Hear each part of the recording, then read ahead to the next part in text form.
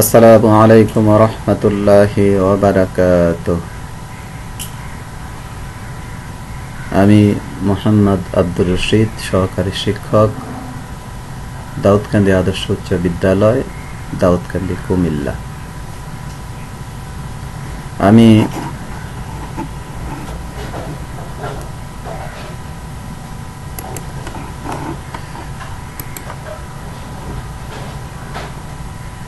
আজকে বাংলাদেশ উন্মুক্ত বিশ্ববিদ্যালয় পরিচালিত এসএসসি প্রোগ্রামের টিসি দাউদকান্দি আদর্শ উচ্চ বিদ্যালয়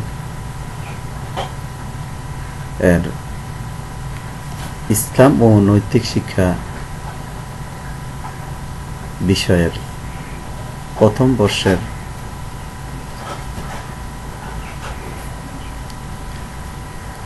প্রথম অধ্যায়ের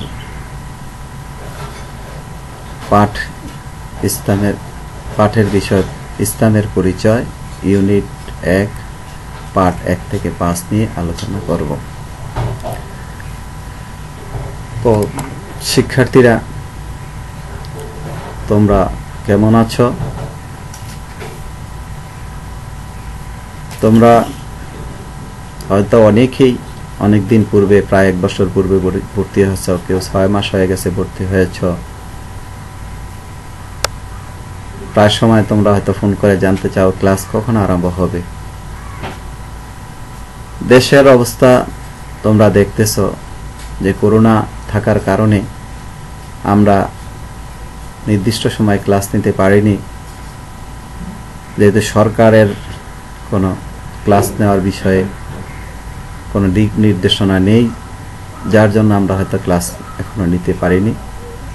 যেহেতু এখন আমাদের নির্দেশ আসছে অনলাইনে ক্লাস নেওয়ার জন্য, তাই আমরা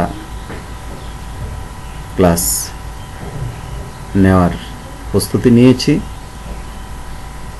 তো তোমরা আশা রাখি আমাদের ক্লাসগুলা অনলাইনে দেখতে পাবে। সবাই আশা রাখি মনোযোগ সহকারে ক্লাসগুলা দেখবে, শিখবে, সমস্যা হলে আমাদেরকে জানাবে। তো আজকের পাঠ আমি আজকে ইসলাম ও নৈতিক শিক্ষা বিষয়ে এর ইউনিট 1 এর পাঠ 1 থেকে 5 এর বিষয় নিয়ে আলোচনা করব।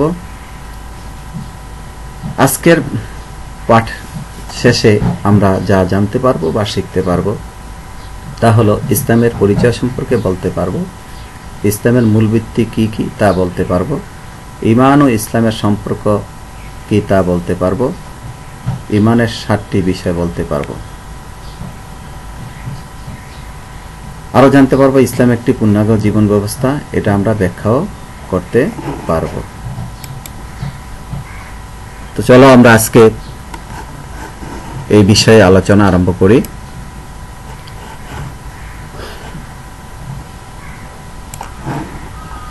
আমরা প্রথমে জানব ইসলাম অর্থ কি। যেহেতু আমাদের ধর্ম হলো ইসলাম, আমাদের আজকের পাঠের বিষয় ইসলাম সম্পর্কে। প্রথমে আমরা জেনে নিব ইসলাম কি। আমাদের ইসলামের পরিচয় আগে জানতে হবে। ইসলাম শব্দটা এটা আরবি, এটি সিলমুন বা সালামুন ধাতু থেকে এসেছে। এর অর্থ আত্মসমর্পণ করা, অনুগত হওয়া, আনুগত্য করা, বিনীত হওয়া, শান্তির পথে চলা, নিরাপদে থাকা ইত্যাদি। ইসলামের আমরা আবিধানিক অর্থ জানলাম। পারিভাষিক সংজ্ঞা, ইসলামী শরীয়তের পরিভাষায় আল্লাহর আনুগত্য করা, তার নিকট পূর্ণ আত্মসমর্পণ করা, বিনা দ্বিধায় তার আদেশ নিষেধ মেনে চলা এবং তার দেওয়া বিধান ও হযরত মুহাম্মদ সাল্লাল্লাহু আলাইহি ওয়াসাল্লামের দেখানো পথ অনুসরণে জীবন যাপন করাকে বলা হয় ইসলাম। আর যিনি ইসলামের বিধিবিধান অনুসারে জীবন যাপন করেন তাকে বলা হয় মুসলিম। তাহলে আমরা মুসলিম, আমরা মুসলমান, মুসলমান কাকে বলে, ইসলাম কাকে বলে, আমরা এই বিষয়ে জানতে পারলাম। আশা করি তোমরা অবশ্যই বুঝতে পারছো ইসলাম কি, মুসলমান কাকে বলে। এখন জানব ইসলামের মূল ভিত্তি। একটা বিল্ডিং একটা ভিত্তির উপর প্রতিষ্ঠিত থাকে, ভিত্তির উপরেই, তার ফাউন্ডেশনের উপরেই বাকি অংশটা প্রতিষ্ঠিত হয়। তো আমাদের ইসলামের মূল ভিত্তি কি সেটা আমরা জানব। ইসলাম যে 5টি মূল বুনিয়াদের উপর প্রতিষ্ঠিত, সেই 5টি বুনিয়াদকে ইসলামের মূল ভিত্তি বলা হয়। মহানবী সাল্লাল্লাহু আলাইহি ওয়াসাল্লাম বলেন, হাদিসে আছে, বুনিয়াল ইসলাম আলা খামসিন, শাহাদাতু আল্লা ইলাহা ইল্লাল্লাহ ওয়া আন্না মুহাম্মাদুর রাসূলুল্লাহ ওয়া ইকামাস সালাতা ওয়া ইতাজ যাকাতা ওয়া সাওমা ওয়াল হজ। অর্থাৎ ইসলাম 5টি ভিত্তির উপর প্রতিষ্ঠিত। তা হলো একথা সাক্ষ্য দেওয়া যে আল্লাহ ছাড়া আর কোনো মাবুদ নেই, হযরত মুহাম্মদ সাল্লাল্লাহু আলাইহি ওয়াসাল্লাম আল্লাহর বান্দা ও রাসূল। 2 সালাত তথা নামাজ কায়েম করা। 3 যাকাত প্রদান করা। রমজানের রোজা রাখা। সর্বশেষ সামর্থ্য থাকলে হজ করা। এই 5টা হলো ইসলামের মূল ভিত্তি। তবে এই 5টা সাধারণত ধনী ব্যক্তিদের উপর 5টা, আর সাধারণ মুসলমান যারা, যাদের অর্থ সম্পদ তেমন নেই, তাদের জন্য হলো 3টা। 1 নম্বরে হলো ঈমান, 2 নামাজ, 3 রমজান মাসের রোজা রাখা। এটি অবশ্যই পালন করতে হবে একজন মুমিন হিসাবে। তো আমাদের যেহেতু বইটা হলো ইসলাম শিক্ষা বই, তো আমরা ইসলাম শিক্ষা কি তাও আমাদের জানা প্রয়োজন। তো ইসলাম শিক্ষা কি? ইসলাম শিক্ষা মানে ইসলাম সম্পর্কিত শিক্ষা। যে শিক্ষা ব্যবস্থা ইসলামকে একটি পরিপূর্ণ জীবন ব্যবস্থা হিসেবে শিক্ষা দেওয়ার ব্যবস্থা রয়েছে, তাকে ইসলামী শিক্ষা বলা হয়। ইসলাম শিক্ষা অর্জন করা ফরজ। প্রত্যেকটা নরনারীর উপর ইসলাম শিক্ষা অর্জন করা হলো ফরজ। মহানবী সাল্লাল্লাহু আলাইহি ওয়াসাল্লাম বলেছেন, তলাবুল ইলমি ফারিদাতুন আলা কুল্লি মুসলিম ওয়া মুসলিমাত, যে জ্ঞান অর্জন করা, জ্ঞান লাভ করা প্রত্যেকটা মুমিনের উপর ফরজ। তিনি আরো বলেছেন, উতলুবুল ইলমা মিনাল মাহদি ইলাল লাহদি, দোলমা থেকে কবর পর্যন্ত তোমরা জ্ঞান অন্বেষণ করো। তাইলে আমাদের প্রথমে ইসলাম সম্পর্কে জ্ঞান অর্জন করতে হবে, তারপরে বাকি বিষয়ে আমাদের জ্ঞান অর্জন করতে হবে। তো আমরা ইসলাম, ঈমান এবং ইসলাম শিক্ষার পরিচয় জানতে পারলাম। তো এখন আমরা জানবো যে ইসলাম আমাদের জানতে হলে, ইসলাম ধর্ম গ্রহণ করতে হলে আমাদেরকে ঈমান আনতে হয়। ঈমান ছাড়া ইসলামের কল্পনা করা যায় না। তো আমরা এই পর্যায়ে ঈমান এবং ইসলামের সম্পর্কটা কি সেটা আমরা জানব। ঈমান শব্দের অর্থ হলো বিশ্বাস। তো ঈমান এটা আরবি শব্দ, এটি আমনুন শব্দ থেকে এসেছে। অর্থ হলো বিশ্বাস করা, স্বীকৃতি দেওয়া, আনুগত্য করা। আর ইসলাম অর্থ হলো আত্মসমর্পণ করা। ঈমান ও ইসলামের মাঝে গভীর সম্পর্ক বিদ্যমান, একটি অপরটির পরিপূরক। ইসলাম ঈমানের বহিঃপ্রকাশ। ঈমান হলো ইসলামের মূল ভিত্তি। ঈমান গাছের মূল শিকড়ের মতো। ইসলাম হলো গাছের কাণ্ড, শাখা প্রশাখা, পত্র পল্লবের মতো। আর ঈমান হলো গাছের মূল। ঈমান ও ইসলাম মূল ছাড়া যেমন গাছ বাঁচতে পারে না, তেমনি ঈমান ছাড়া ইসলামের কল্পনা করা যায় না। দ্বিতীয়ত, ঈমান এবং ইসলামের সম্পর্ক হলো আগুন এবং ধোঁয়ার মতো। আগুন ছাড়া যেমন ধোঁয়া কল্পনা করা যায় না, তেমনি ঈমান ছাড়া ইসলামের কল্পনা করা যায় না। আমরা যদি কারো কোথাও ধোঁয়া দেখি, তখনই আমরা বুঝতে পারি যে সেখানে আগুন আছে। তো যে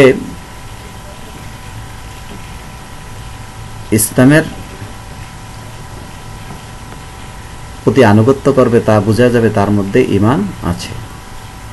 তৃতীয়ত, ঈমান এবং ইসলামের সম্পর্ক হলো মাছ এবং পানির মতো। মাছ যেমন পানি ছাড়া বাঁচতে পারে না, তদ্রূপ ইসলাম ঈমান ছাড়া হতে পারে না। তো এই হলো ঈমান এবং ইসলামের সম্পর্ক। অর্থাৎ আমাকে ঈমান প্রথমে আনতে হবে। ঈমানের তিনটি বিষয়: একটা অন্তরে বিশ্বাস, মুখে স্বীকৃতি, আর বাস্তবে রূপদান করা। তা আমাকে আগে প্রথমেই অন্তরে বিশ্বাস করতে হবে, তারপরে আমার রোজা, নামাজ, ভালো কাজগুলা গ্রহণযোগ্য হবে। আর যদি আমার মধ্যে ঈমান না থাকে, এই ভালো কাজের কোনো মূল্য নেই, কোনো গুরুত্ব নেই। এখন আমরা জানব ঈমানের 7টি মূল বিষয় কি কি। যেই ইসলামের আমরা মূল ভিত্তি 5টা জানছি, তারপরে ঈমানের যে মূল 7টা বিষয় আছে, সেই বিষয়গুলো আমাদেরকে বিশ্বাস স্থাপন করতে হবে, সেই অনুযায়ী আমল করতে হবে। কোনো একটাকে যদি আমরা অস্বীকার করি তাহলে কাফের হয়ে যাবে। তো আমাদের অবশ্যই এই ঈমানের বিষয়গুলো বিশ্বাস স্থাপন করতে হবে। ঈমানের মূল বিষয়, মুমিন হওয়ার জন্য ঈমানের 7টি মূল বিষয়ের প্রতি বিশ্বাস স্থাপন করা আবশ্যক। ঈমানের মৌলিক বিষয়গুলোর উপর অন্তরে বিশ্বাস, মুখে স্বীকৃতি এবং সেই অনুযায়ী আমল করা ব্যতীত কখনো কোনো ব্যক্তি পরিপূর্ণ ঈমানদার হতে পারে না। তাই এখন আমরা জানব ঈমানের মূল 7টি বিষয় কি কি। 1, আল্লাহ তাআলার উপর বিশ্বাস। অর্থাৎ আল্লাহ তাআলা এক ও অদ্বিতীয়, তার কোনো শরীক নেই, তিনি একক সত্তা। এই কথা আমাকে মনে প্রাণে বিশ্বাস করতে হবে। 2, ফেরেশতাদের প্রতি বিশ্বাস।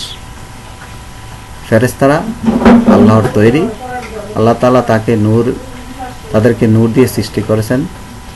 তারা পুরুষও নন, নারীও নন, তাদের আহার নিদ্রার কোনো প্রয়োজন হয় না। তাদের একমাত্র কাজ হলো মহান আল্লাহ তাআলার ইবাদত বন্দেগী করা। 3, আল্লাহর কিতাবসমূহের প্রতি বিশ্বাস। আল্লাহ তাআলা যুগে যুগে মানুষদের হেদায়েতের জন্য অসংখ্য নবী রাসূল প্রেরণ করেছেন। এই নবী রাসূলদেরকে সংবিধান হিসাবে তাদের আল্লাহ তাআলা কিতাব দিয়েছেন। তো এই কিতাবের সংখ্যা 104খানা। তার মধ্যে 4টা হলো বড়, এগুলাকে বলা হয় কিতাব, আর 100টা হলো ছোট, যেগুলাকে বলা হয় সহিফা। আমাদের শুধু আল কোরআন বিশ্বাস করলে হবে না, অন্যান্য যেই কিতাবগুলো আছে, আসমানি গ্রন্থ আছে, সেটাকে আমাদের বিশ্বাস করতে হবে। 4, নবী রাসূলদের প্রতি বিশ্বাস। অর্থাৎ আল্লাহ তাআলা মানুষের হেদায়েতের জন্য যে নবী রাসূল প্রেরণ করেছেন, তাদের প্রতি আমাদেরকে বিশ্বাস করতে হবে। শুধু মুহাম্মদ সাল্লাল্লাহু আলাইহি সাল্লামকে বিশ্বাস করলে হবে না, মুসা, ঈসা, আদম আলাইহিস সালাম, যত নবী রাসূল আছেন তাদের প্রতি আমাদের বিশ্বাস থাকতে হবে, ঈমান আনতে হবে। 5, আখিরাতের প্রতি বিশ্বাস। অর্থাৎ আমরা মুসলমান, আমরা বিশ্বাস করতে হবে যে দুনিয়ার জীবনের শেষ নয়, আরেকটি জীবন আছে আখিরাত। আর দুনিয়াও মাজরিয়াতুল আখিরা। আখিরাত হলো দুনিয়াটা হলো আখিরাতের ষষ্ঠ ক্ষেত্র। দুনিয়াতে যে যেমন কর্ম করবে, পরকালে তাকে সেই ফল ভোগ করতে হবে। ভালো কর্ম করলে ভালো ফল পাওয়া যাবে, আর মন্দ কর্ম করলে শাস্তি পেতে হবে। তো আমাদের সবচেয়ে বড় হলো আখিরাতে আমাদের বিশ্বাস থাকতে হবে। আখিরাতে বিশ্বাস থাকলেই আমরা দুনিয়াতে ভালো কাজ করতে পারব। 6, তাকদীরের প্রতি বিশ্বাস। সবচেয়ে আমরা অনেক সময় তাকদীরে বিশ্বাস করি না। তাকদীর আল্লাহর পক্ষ থেকে নির্ধারিত। মানব সৃষ্টির 50,000 বছর পূর্বেই আল্লাহ তাআলা মানুষের তাকদীর সৃষ্টি করে দিয়েছেন। কে কতদিন পৃথিবীতে বাসবে, তার মঙ্গল অমঙ্গল কি হবে, সবকিছু আল্লাহর পক্ষ থেকে হয়ে থাকে। এটা আমাদের বিশ্বাস রাখতে হবে। আমরা অনেক সময় কষ্ট পেয়ে, দুঃখ পেয়ে, রোগ শোকে অনেক সময় আল্লাহকে ভুলে মনে করি যে এটা আমার কর্মের ফসল। ভালো বললে মনে করি যে এটা আমি এই ভালো কাজ করার কারণে আমি এই প্রতিদান পেয়েছি। আসলে মূলত সব আল্লাহর পক্ষ থেকে নির্ধারিত। এটা আমাদেরকে বিশ্বাস রাখতে হবে। সর্বশেষ হলো মৃত্যুর পর পুনরুত্থানের প্রতি বিশ্বাস। অর্থাৎ আমি মরে যাওয়ার পরে আবার আল্লাহ তাআলা আমাকে আবার পুনরায় জীবিত করবেন, রূহ দিবেন, বিচার করবেন, এটা আমাদেরকে বিশ্বাস করতে হবে।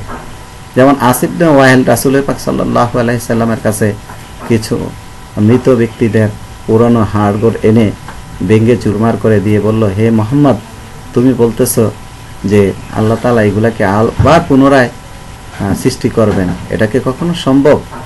আল্লাহ তাআলা সূরা ইয়াসিনে নাজিল করে বলেছেন যে আল্লাহ প্রথমবার যেমন সৃষ্টি করেছেন, দ্বিতীয়বার সৃষ্টি করা তার জন্য কোনো কঠিন নয়। তো আমাদেরকে এই কথা বিশ্বাস রাখতে হবে যে দুনিয়াতে মানুষ যখন মারা যায়, হয়তো সে মাটিতে পরিণত হয়ে যায়, আল্লাহ তাআলা হাশরের ময়দানে সমস্ত মানুষদেরকে আবার পুনরুত্থিত করবেন, আবার জীবিত হয়ে মানুষ হাশরের ময়দানে উঠবে, আল্লাহ সেখানে তাদের বিচার করবেন, বিচার করার পরে ফলে যার যার কর্ম অনুযায়ী জান্নাত এবং জান্নাত সে লাভ করবে। তো আমরা এই পর্যায়ে জানবো যে আমরা ইসলাম, যে আমরা মুসলমান, আমাদের ধর্ম হলো ইসলাম। এই ইসলামটা এটা পরিপূর্ণ একটা জীবন ব্যবস্থা। এখানে মানুষের ব্যক্তিগত জীবন থেকে আরম্ভ করে সামাজিক, পারিবারিক, রাষ্ট্র এবং পররাষ্ট্র পর্যন্ত সবকিছু ইসলামের মধ্যে দেওয়া আছে। এই জন্য ইসলাম একটি পরিপূর্ণ জীবন ব্যবস্থা। পৃথিবীতে বিভিন্ন মানুষ বিভিন্ন ধর্ম পালন করে থাকে। তাদের বিশ্বাসের আলোকে তারা ধর্মীয় রীতিনীতি ও কাজকর্মের মাধ্যমে ঈশ্বর, ভগবান, দেবদেবীর সন্তুষ্টির চেষ্টা করে। এর মাধ্যমে তারা দুনিয়া এবং আখিরাতে সফলতা লাভের আশাও করে। ইসলামী শরীয়ত আল্লাহর পক্ষ থেকে মানব জাতির জন্য একমাত্র গ্রহণযোগ্য জীবন ব্যবস্থা হলো ইসলাম। সব নবী রাসূলের আনিত জীবন ব্যবস্থা হচ্ছে ইসলাম। পবিত্র কোরআনে এসেছে, আল্লাহ তাআলা বলেছেন যে ইন্নাদ দীনা ইনদাল্লাহিল ইসলাম, আল্লাহর নিকট নিশ্চয়ই ইসলাম হলো একমাত্র জীবন ব্যবস্থা। সূরা আল ইমরান আয়াত 19। আল্লাহ তাআলা ইসলামকে পূর্ণাঙ্গ জীবন বিধান হিসাবে ঘোষণা দিয়ে বলেন, আলিয়ামা আকমালতু লাকুম দীনাকুম ওয়া আতমামতু আলাইকুম ওয়া নি'মাতি রাদিতু লাকুমুল ইসলামা দীনা। আজ আমি তোমাদের জন্য তোমাদের দিন পূর্ণাঙ্গ করলাম ও তোমাদের প্রতি আমার অনুগ্রহ সম্পূর্ণ করলাম এবং ইসলামকে তোমাদের দিন মনোনীত করলাম। তিনি আরো বলেন যে ইসলাম যে আপনার প্রতি স্পষ্ট ব্যাখ্যাস্বরূপ কিতাব অবতীর্ণ করলাম। আজ আমি আপনার প্রতি সুস্পষ্ট ব্যাখ্যাস্বরূপ কিতাব অবতীর্ণ করলাম। উক্ত আয়াত দুটি থেকে এই কথাই প্রমাণিত হয় যে মানুষের জন্ম থেকে মৃত্যু পর্যন্ত যা কিছু প্রয়োজন তার সবকিছুর নিয়ম নীতি বিধি বিধান কোরআনে আছে। মানব জাতির জীবনযাপন পদ্ধতির পরিপূর্ণ এবং সুষ্ঠু সমাধান ইসলামে দেওয়া আছে। এই জীবন ব্যবস্থার কোনো অপূর্ণতা নেই। এতে নতুনভাবে কোনো কিছুর সংযোজন বিয়োজন করার সুযোগ নেই। বিশ্বনবী হযরত মুহাম্মদ সাল্লাল্লাহু আলাইহি সাল্লামের আনিত জীবন বিধানের উপর সকল মানুষকে ঈমান গ্রহণ করতে হবে। তার প্রচারিত শরীয়ত জীবনের ব্যক্তি, পরিবার, সমাজ, রাষ্ট্রীয় ক্ষেত্র মেনে চললে সমগ্র বিশ্ববাসী শান্তি ও সমৃদ্ধি লাভ করবে। আমাদের সকলের উচিত জীবনের সকল ক্ষেত্রে ইসলামের অনুশাসন মেনে চলা। প্রিয় শিক্ষার্থীরা, তাহলে আমরা আজকে ইসলাম,